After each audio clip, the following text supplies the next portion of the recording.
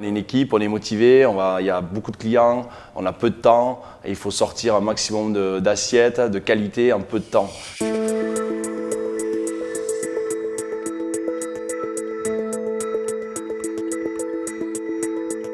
Dans nos métiers, dans le monde de la restauration hôtellerie, actuellement il y a 300 000 postes de travail à pourvoir. Du boulot, il y en a, c'est pas le souci. Mais ces postes, ils restent à pourvoir parce qu'on ne trouve pas de staff. Je recrute bien sûr sur la motivation. Les gens, quand ils viennent dans un étoilé, ils savent très bien que ça va être un peu plus dur qu'un restaurant classique, mais c'est beaucoup plus intéressant, beaucoup plus passionnant. Il y a beaucoup de feeling aussi. On fait une journée d'essai, on voit de suite la personne, comment elle se sent en cuisine, comment elle travaille, comment elle tient un couteau, tout ça. On repère rapidement la personne, le bon profil et le mauvais profil. Il y a des choses qui ne s'expliquent pas, qui ne se prennent pas, on l'a ou on ne l'a pas dans le sang.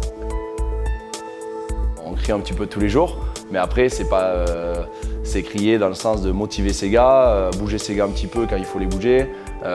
C'est pas gueuler pour gueuler, hein. C'est gueuler, c'est un sens, parce qu'il y a un restaurant, il y a des clients qui sont là, qui payent. J'ai souvent une équipe de cuisine, il y a un entraîneur et il y a les gars. Et l'entraîneur, il gueule tout le temps. Ça passe de couvert, moule bœuf, assure 2 pétales. Oui, c'est à suivre. Mais il gueule pour pousser ses joueurs, pour que les gars ils fassent mieux, qu'ils donnent le meilleur d'eux-mêmes et qu'à la fin, le but c'est gagner le match de foot. Des gaffes, il y en a tous les jours. On travaille avec vraiment des super producteurs, des super artisans. Donc leurs produits, ils ont mis tout un savoir-faire dedans et on n'a pas le droit de les jeter ou de les abîmer. Ce matin, il y a un gars, c'est tout simple, il fait des pommes de terre et les parures, il les jette. Alors qu'il sait très bien que j'ai horreur de ça, donc c'est pas grand-chose, mais j'ai expliqué, les patates, les parures, on les garde, on les met dans un seau et à la fin de la semaine, on fait une purée et tout le monde est content. Souvent, le cuisinier, c'est comme le cordonnier, c'est le plus mal chaussé. Nous, on essaie de manger à peu près équilibré, des bonnes tomates, un beau rôti de porc, petit condiment aux olives noires. On va faire un beau poulet rôti avec une bonne purée maison. Personnel, c'est notre premier client. Ah ouais, c'est pas mal ça. Pour être honnête avec vous, il y en a tous les jours parce que vu qu'on travaille beaucoup ensemble, on passe plus de temps ici qu'avec nos familles respectives, si vous voulez. Il faut toujours, moi le but aussi c'est d'étendre l'atmosphère, parce que quand vous faites à 12-15 heures par jour, il faut qu'il y ait une bonne ambiance, qu'il y ait tout ça.